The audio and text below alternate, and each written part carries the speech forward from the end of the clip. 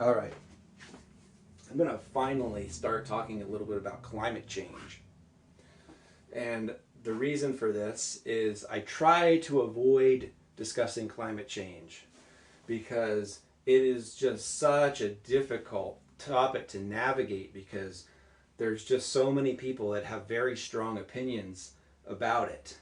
And it's really hard to get into discussions about this stuff without being called names, without being called, politically charged names, either in terms of being um, so-called believing in climate change or so-called, not believing in climate change. Climate change is not a religion. You don't believe in it. All right, it's a scientific concept based upon the greenhouse effect, where we add insulation to the Earth's atmosphere that messes with the energy budget and it messes with the ability for the Earth to re-radiate energy out into space. Kind of like you might put a jacket on yourself in the wintertime to mess with your body's energy budget so that you're warmer. It's the exact same idea, just applied to a huge atmosphere of a planet. It works the same way though. It's just thermal resistance that we're increasing. So what really is going on here is addressing this issue of risk versus problems. So the reason I'm bringing this up is because right now it's very, very smoky outside here. It's so smoky I can barely see the hillside across the valley over here. And that's caused by wildfires in Canada, maybe 400 to 500 miles away from here. Those fires are burning like 9 million acres, and apparently Canada is on set to be its worst wildfire season on record. So the problem we run into is, I guarantee you if I turn on certain news sources, they're going to be talking about how this is caused by climate change. These fires are a result of climate change. Well, you're really distilling a little bit too far there. Climate change doesn't cause any particular event, any singular event.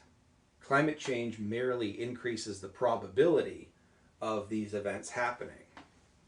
So the way to think about this theoretically is if I had a knob and I could turn it back to 280 parts per million of carbon dioxide, which is what the atmosphere had in it pre-industrial revolution, and then get back in my time machine and run, back to the present and say that we never, that today we were at 280 parts per million, would the fire still have occurred? Okay, that's the kind of thought experiment. It's possible they would have.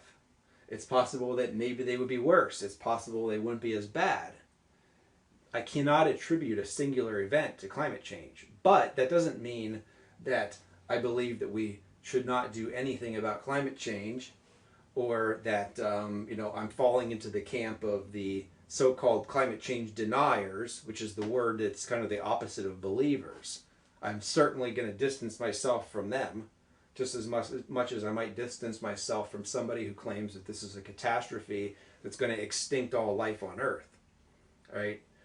What we have to realize is that we are increasing the probability of extreme weather, agricultural problems with being able to grow agricultural crops, ocean issues with adding carbon dioxide to the ocean, which acidifies the water.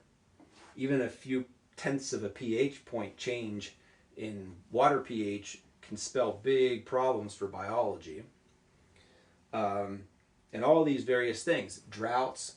Okay, it's so dry right here, outside here, the neighbor's grass is just totally brown. If I was to take a lighter over there and light it, it would probably burn the whole yard up.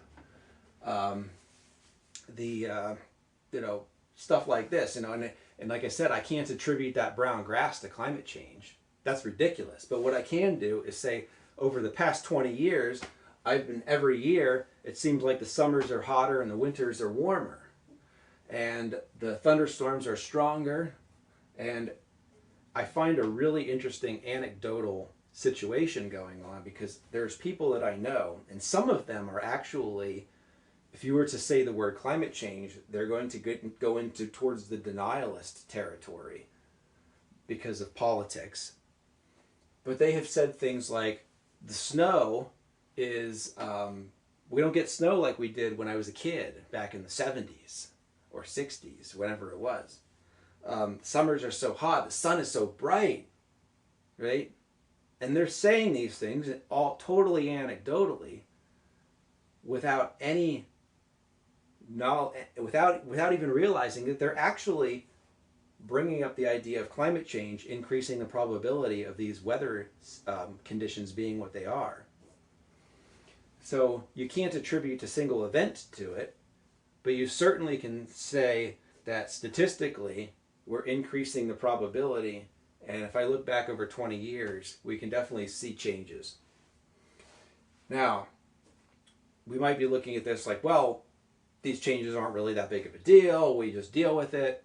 The problem with that is risk avoidance. So we don't know. If we keep adding carbon dioxide, we keep adding 2 parts per million per year of CO2 to the atmosphere, all the way until we've burned through all of the known coal, oil, and natural gas reserves. Nobody has any idea with certainty what will happen. Okay? And depending upon your personality and your politics, you might be like, well, okay, then that tells me that we shouldn't worry about it. We shouldn't do anything. We shouldn't be concerned at all. If we don't know what could happen, then why sit around and worry about it? And then you have the other side of it saying, well, if we don't know, we should be doing everything in our power to mitigate it, to make sure nothing does happen. If we don't know, the reality of it is that both sides of that, the ones who say don't do anything, you're just absolutely ridiculous. I don't know how you can even say that. And then the ones who are saying that we do everything in our power, that's just impractical. You're not going to shut off the emission of carbon dioxide tomorrow. We all are very well aware of that. It's a very big engineering feat to deal with this. But you're also, on the denialist side of things, not putting enough faith in human beings' ability to actually deal with this issue. Right? We have the ability. We know what we need to do. Okay? We have better technology now than we've ever had in the past. And what it's basically come down to is a culture war. Right? So, think about the risk here. So, most of us purchase insurance for our houses, right? And our cars and our other expensive items because we know that we don't, is a car accident a problem? Yes, a car accident is a problem. But do you get in your car every day planning on having a car accident? No, most of us don't think twice about it. You look out here, there's cars flying 70 miles an hour down the highway. Are those people in their cars worrying about they're going to get into an accident and either damage their car or themselves somehow? I guarantee they're not thinking about that. They're probably on their phone texting. But they also have insurance. Now in this state, you're required to have insurance. But they have insurance because if something does happen, they have recourse in order to, not be, financially impacted by that incident.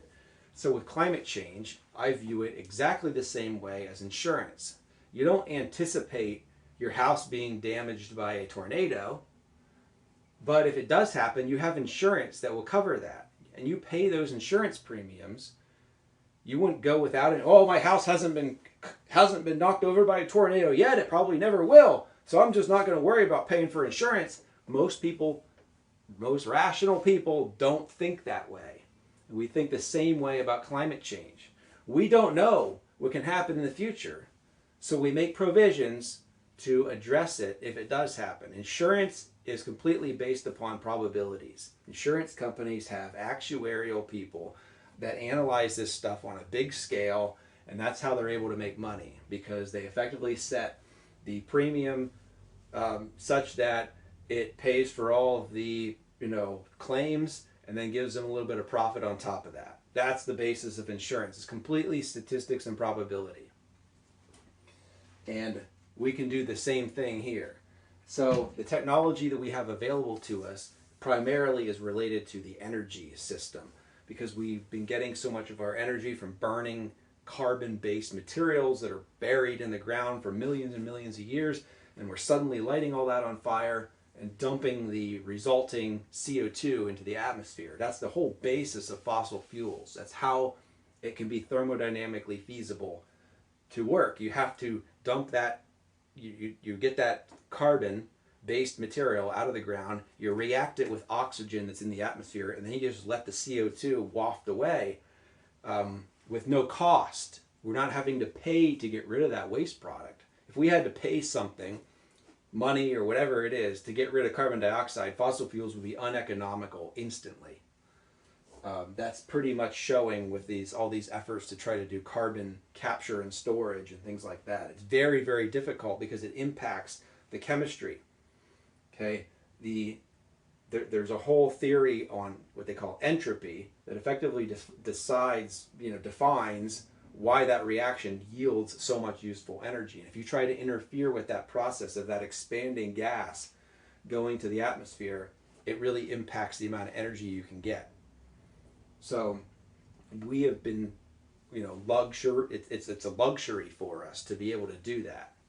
But now we're seeing that it's posing a big risk.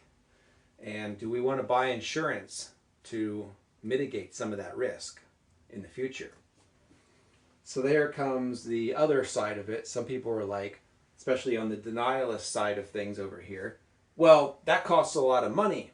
And are we going to spend all that money for something we don't know what the risk is actually going to be? I think about it like, yeah, we could be talking a few $1 trillion. All right. After COVID-19, I look at this like it's not that big of a deal because governments around the world handed out trillions and trillions of dollars like kids in a candy shop at a parade, throwing it out to the public. And the only thing we got out of it was a little inflation because people had more money to spend and the demand for products went up. So what that tells me is that if we say we are going to change to a different energy source, that money that we were spending on this energy source simply goes over here to this energy source. The money doesn't just come out of thin air or go into thin air. It's the economy. So if I spend money on solar power, the people who make that solar power and who built it and who supplied all the materials to make it possible are the ones who are receiving the money. It's no different than if I spend money on natural gas or coal. I was paying money to the people who get the natural gas and coal and make that possible. All we're doing is we're shifting from here to here. And I can just tell you that when the government makes decisions on this grand of a scale, they are not thinking about individual people. They're thinking about macroeconomics. And if you think about it purely in terms of just a big blobs of cash, it's no different. You're either going to spend it on this or spend it on this. The GDP will be exactly the same. All right? It doesn't make a difference. In fact, renewable energy is actually less expensive than traditional power generation technologies, especially coal and nuclear power. All right, so we have the ability to actually maybe make electricity less expensive. And then when we deal with the other sources of energy, just direct fuel combustion and things like that, you have a whole different set of ways of doing things that then there's new economic opportunities that get brought in over here that create a whole new set of value chains that didn't exist before. Obviously, these guys over here are going to need to adjust. And like I said, because we're not going to shut off the emission of carbon dioxide tomorrow, they have lots of time to do that. Actually, they've had 4 decades to do that. And most have been kicking and screaming like children for most of those 4 decades, and not until the past, I'd say 5 to 10 years, has anybody gotten serious about it and realizing, oh shit, we need to think about this.